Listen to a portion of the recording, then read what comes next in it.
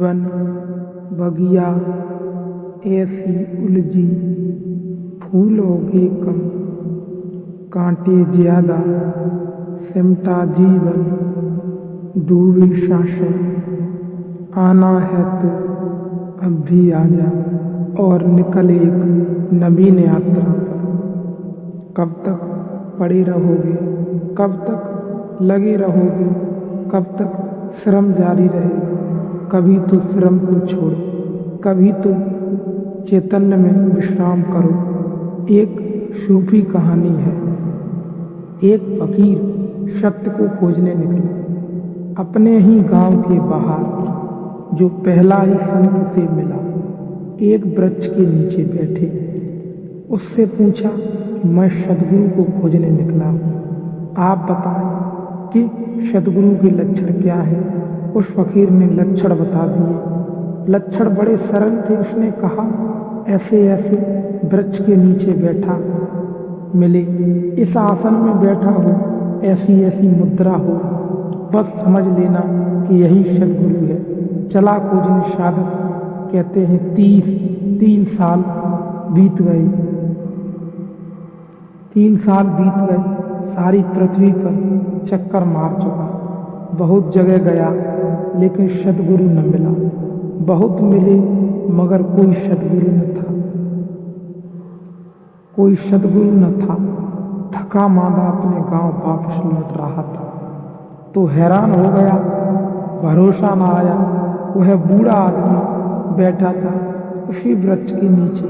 अब उसको दिखाई पड़ा कि यह तो वृक्ष वही है जो इस बूढ़े ने कहा था। ऐसे ऐसे वृक्ष के नीचे बैठा हो और यह आसन भी वही लगाए हैं, लेकिन आसन 3 साल पहले भी लगाया था। क्या मैं अंधा था? इसके चेहरे पर भाव भी वही, मुद्रा भी वही।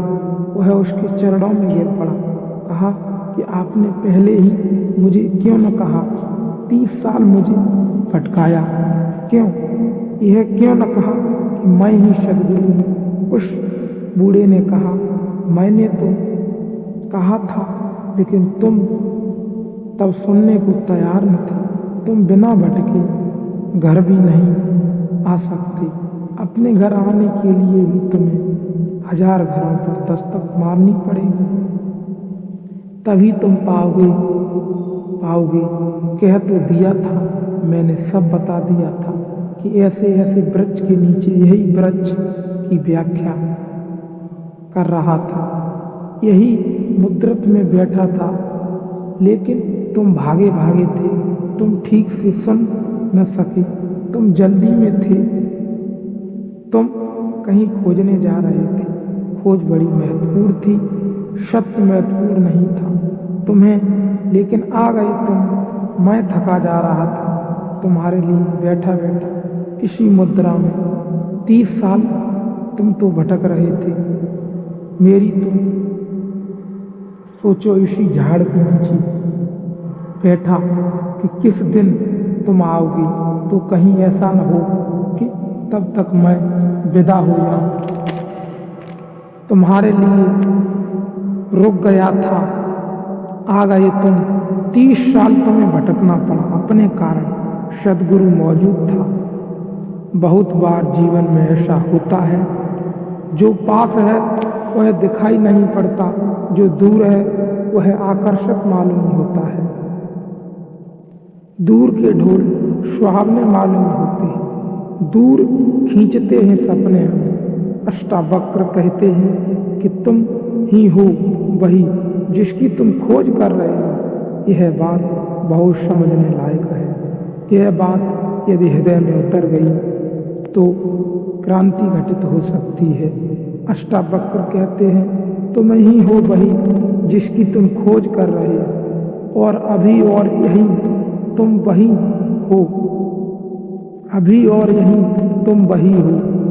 तुम वही हो जिसकी तुम खोज कर रहे हो, और अभी और यही तुम वही हो। ऐसा शुद्धतम वक्तव्य आज तक और किसी ने नहीं दिया। कृष्णमूर्ति जो कह रहे हैं लोगों से, वह शुद्ध अष्टावक्र का संदेश है। न अष्टावक्र को किसी ने समझा, न कृष्ण मूर्ति को कोई समझता है। और तथाकथित साधु सन्यासी तो बहुत नाराज होते हैं, क्योंकि कृष्ण मूर्ति कहते हैं ध्यान की कोई ज़रूरत नहीं। बिल्कुल ठीक कहते हैं, न भक्ति की कोई ज़रूरत है, न कर्म की कोई ज़रूरत है, न ज्ञान की कोई ज़रूरत है।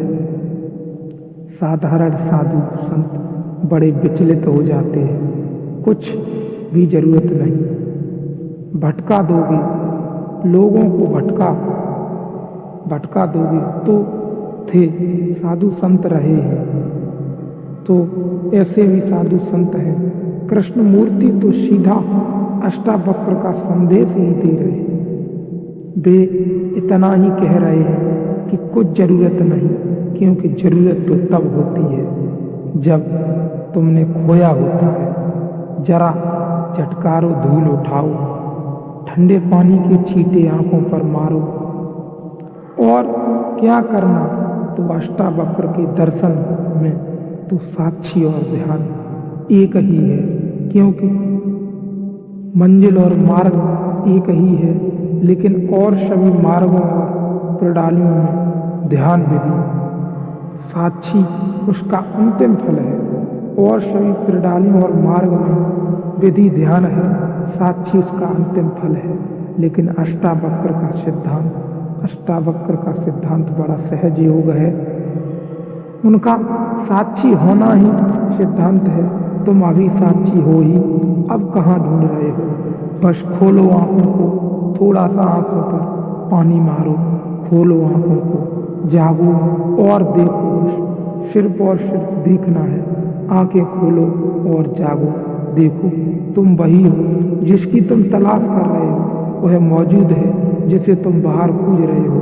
वह मौजूद है जिसे तुम तीर्थों में खोज रहे हो। वह मौजूद है, बस आँख खोलो, जागो। वैसे भी यहाँ मिलने को कुछ है नहीं, अपेक्षाएं बेकार हैं सब। यहाँ मिलने को कुछ भी नहीं है।